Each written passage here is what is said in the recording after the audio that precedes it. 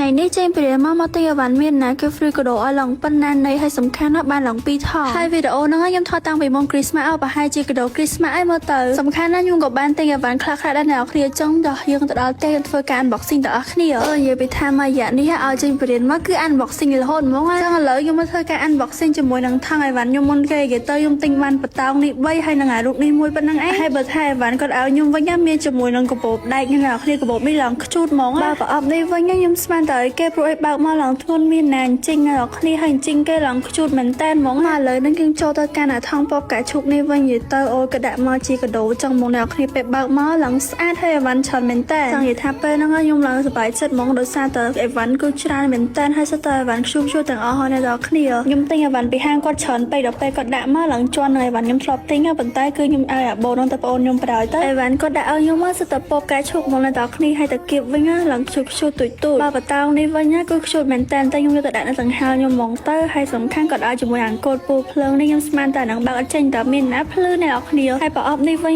ស្មានតែឲ្យគេតែប៉ុតទៅគឺជាទៀនកោបហើយប្រអប់របស់គេឡើងខ្ជូតមែនតែនហើយនៅអីវ៉ាន់ផ្សេងទៀតអ្នកនរគ្នាមើលទៅគាត់ដាក់ឲ្យខ្ញុំឡើងពេញនឹងហើយខ្ញុំ unboxing ឡើងចង់ហត់ហើយនេះវិញច្រើនពេកអានេះវិញខ្ញុំទុកដាក់ទូរស័ព្ទហើយយើងស្ពីចឹងទៅខ្ជូតមួយយ៉ាងដែរតែគាត់ឲ្យជាមួយនឹងចំណងចងសអា My Melody នេះក៏ដឹងឲ្យខ្ញុំស្រឡាញ់អាហ្នឹងគាត់ដាក់ឲ្យខ្ញុំហ្មងហើយស្អាតខ្លាំងហើយអ្នកនរគ្នាហើយក្រៅពីហ្នឹងគឺជាតាគៀបកញ្ចក់កញ្ចក់មកទៀតដែរចាកវលក៏មានដែរហើយចុងក្រោយគេនេះគឺជាមួកអ្នកនរគ្នាមួកនេះពាក់ទៅឃើញខ្ជូតហ្មងអញ្ចឹងអីវ៉ាន់ដែលខ្ញុំ unboxing គឺមានតែប៉ុណ្្នឹងហើយអ្នកនរគ្នាចឹងយកមកធ្វើការងូតទឹកហ្មងទៅដោយសារខ្ញុំចេញព្រាមមកអត់បានងូតទឹកទេហើយសាប៊ូដែលខ្ញុំប្រើប្រាស់ហ្នឹងគឺជាសាប៊ូរបស់ brand Nasica ដែលជាប្រភេទ shower gel អ្នកនរគ្នាសាប៊ូនេះដោះទៅធ្វើឲ្យស្បែករបស់យើងទន់ភ្លឺរលោងហើយជាពិសេសក្លិនក៏អូបមែនតែនខ្ញុំមកប្រើម្ដងពីរក្លិនមកអ្នកនរគ្នាពេលខ្លះគ្រាន់តែដុសសាប៊ូហ្នឹងហើយមិនចាំបាច់ទឹកអប់ក៏ក្លិនរបស់យើងក៏អូបប្រហើរជាប់បានយូរដែរជាពិសេសគេមានច្រើនក្លិនច្រើនពណ៌យើងជ្រើសរើសឲ្យទៅតាមសុភាពស្បែករបស់យើងទៀតចឹងងាយស្រួលមែនតែនអ្នកនរគ្នាចង់បានណាអាចតាក់ទងទៅកាន់ page របស់ Nasica បានឬក៏អ្នកនរគ្នាអាចរកទិញបានតាមទីផ្សារដែលនៅជិតអ្នកនរគ្នាចឹងណាដោយសារតែ brand Nasica នេះគឺមានលក់នៅគ្រប់កន្លែងហ្មងណា